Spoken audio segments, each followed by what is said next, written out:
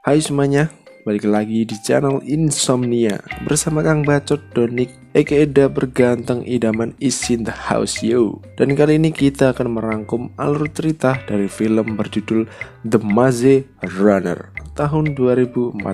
Dan seperti biasa sebelum mulai, monggo silakan cari posisi paling enak, paling mantep, rokok, kopi, botrek, bacon, jangan sampai lupa. Sing tenang bersama Insomnia, semuanya aman. Oke bosku, selamat menonton.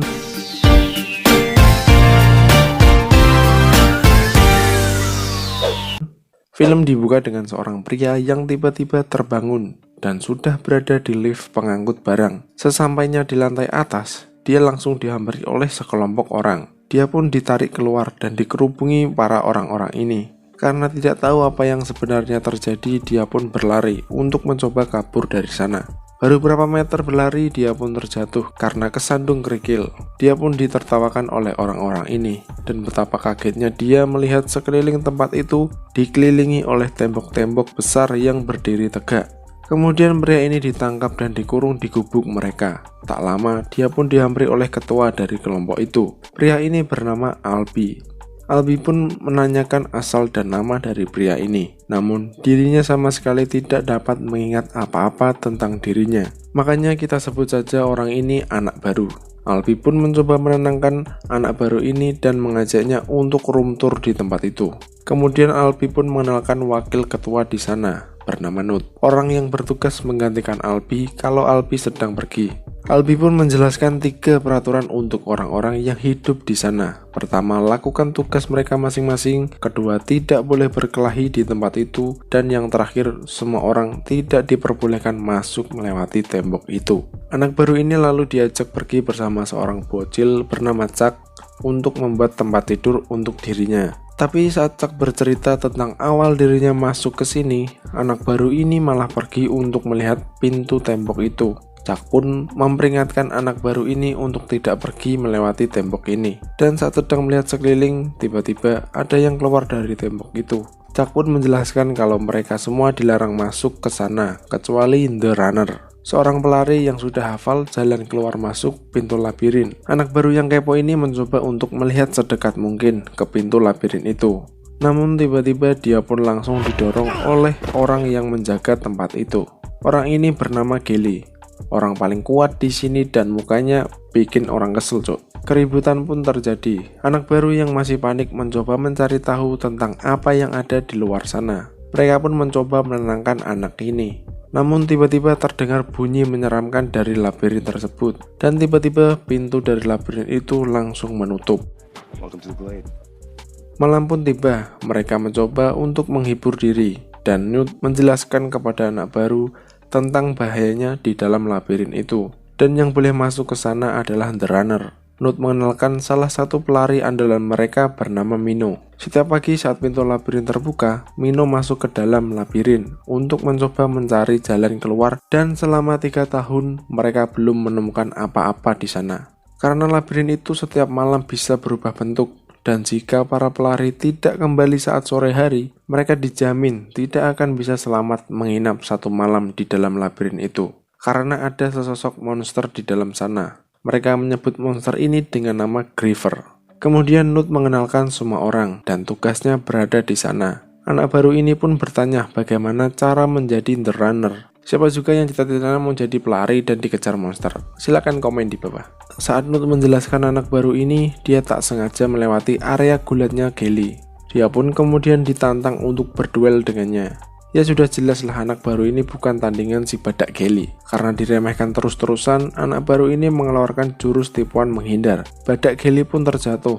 Tak terima dipermalukan anak baru, Gelly pun mentekel anak baru ini sampai kepalanya terbentur tanah. Bukannya hilang ingatan, anak baru ini malah bisa mengingat kembali nama aslinya. Namanya adalah Thomas. Mereka pun bersorak untuk kembalinya ingatan Thomas. Kemudian Albi pun menyuruh mereka untuk segera tidur. Paginya, Thomas pun dibangunkan Albi. Dia diajak Albi untuk menuliskan nama di dinding itu karena sekarang Thomas adalah anggota dari mereka. Dan nama-nama yang tercoret di dinding itu adalah orang-orang yang sudah gugur di camp ini.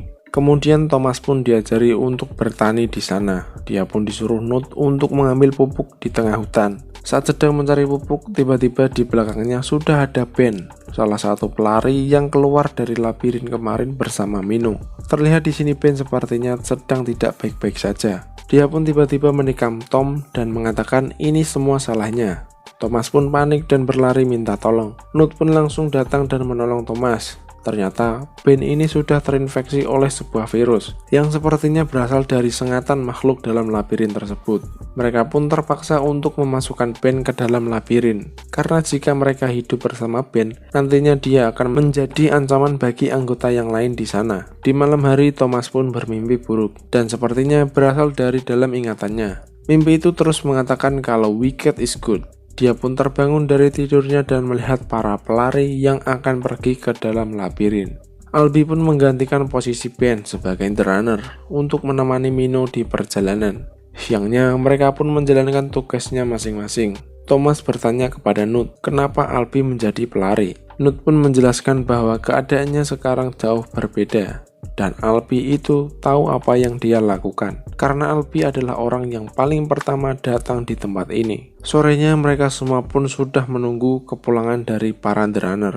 Namun saat pintu itu akan menutup, mereka juga belum terlihat. Tiba-tiba Mino terlihat dan sedang susah payah menggendong Albi yang sedang tak sadarkan diri. Walaupun pintu sudah hampir menutup, Mino pun tetap berusaha untuk membawa Albi keluar. Namun sepertinya mereka tidak akan bisa keluar. Thomas yang jiwanya terbakar melihat Mino berjuang sendirian, dia pun nekat untuk masuk membantu mereka. Mino pun kaget melihat tindakan Thomas. Entah dia ini bodoh atau gimana. Masih anak baru sok keras banget emang cok. Thomas pun menyuruh Mino untuk menyembunyikan Albi di semak-semak. Tapi Mino yang sudah berpengalaman pun tetap takut berada di dalam labirin ini. Apalagi udah malam kan. Waktunya para makhluk di sana berkeliaran.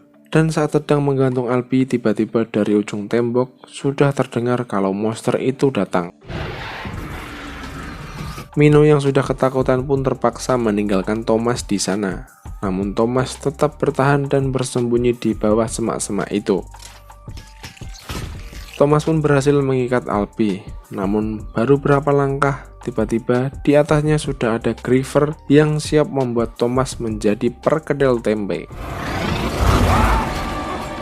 Dia pun mencoba kabur ke sana kemari dan akhirnya bertemu Mino kembali. Mino pun menunjukkan jalan yang akan segera menutup. Namun dengan kecerdasan 1000 IQ, Thomas memancing monster itu untuk mengejar dirinya. Thomas pun berlari dengan kencang dan akhirnya